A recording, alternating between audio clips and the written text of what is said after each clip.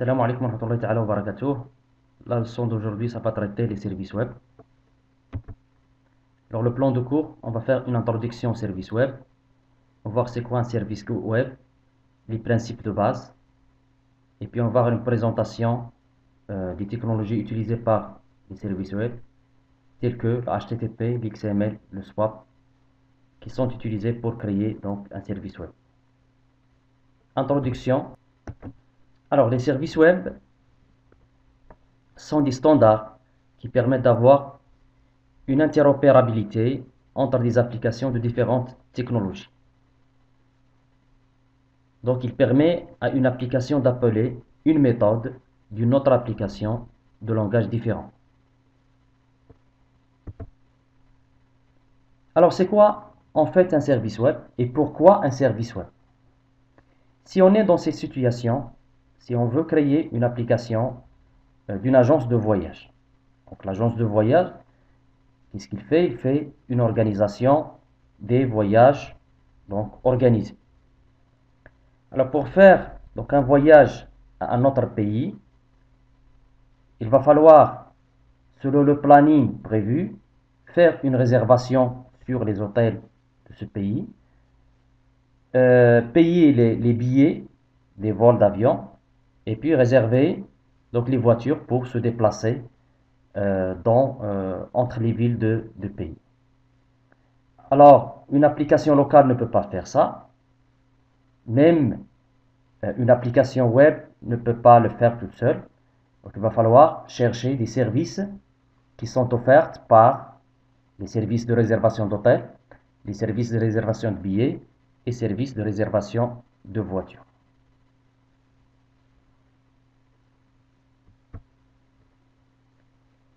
Alors, c'est quoi les avantages d'un service web? Alors, un service web peut être appelé par un simple navigateur. Par exemple, je peux via un JavaScript et un jQuery, je peux faire appel aux données renvoyées par un service web. Le protocole HTTP est utilisé par les services web et aujourd'hui, c'est le protocole du web universel. Le protocole web devient le moyen d'échange incontournable. Donc la plupart des applications sont web.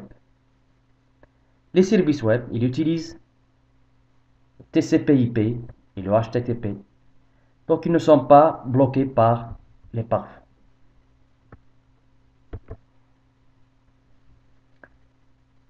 Alors le principe de base, le transport d'une demande de service web est assuré par le TCP/IP et le HTTP. Comme vous savez, le HTTP ne sait transporter que du texte, les pages HTML.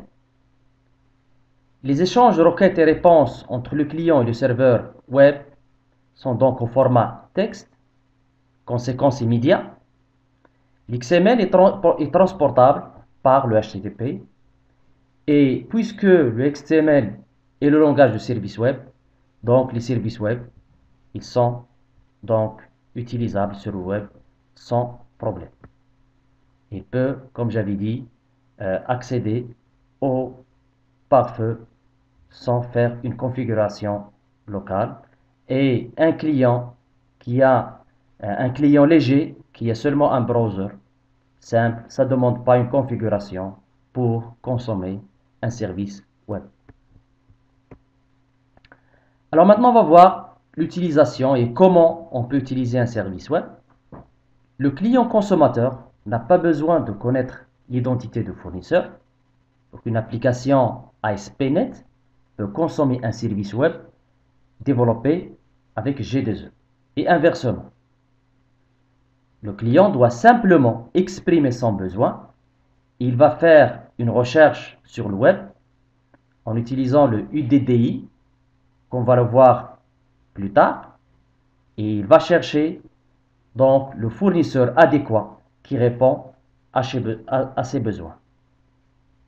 Donc face à un besoin, plusieurs fournisseurs peuvent offrir leur offre et c'est au client de choisir le service adéquat. Alors le principe, on va voir maintenant le scénario complet. Alors le scénario, vous avez donc un service Requestor. Donc Requestor, c'est le client qui demande un service. Alors avec le WSDL, c'est Web Service Description Language, plus le UDDI, il va chercher sur l'annuaire les services qui sont offerts selon son besoin.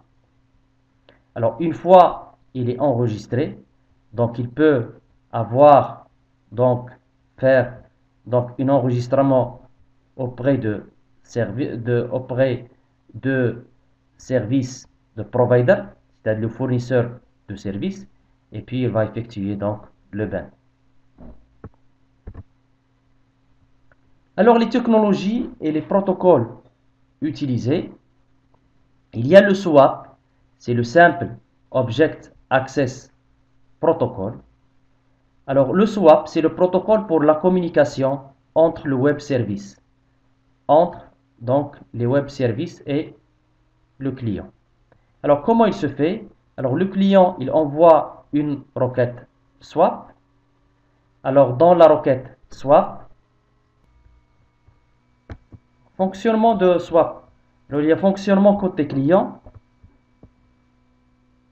L'ouverture de la connexion HTTP, puis l'envoi de la requête swap, qui est un document XML qui décrit la méthode à invoquer sur une machine distante, puis les paramètres de la requête. Le fonctionnement côté serveur, le serveur il va récupérer la requête, puis il va exécuter la méthode, puis il va envoyer une réponse swap au document XML. Maintenant le WSDL, c'est le Web Service Description Language, est un langage de description de l'interface web service.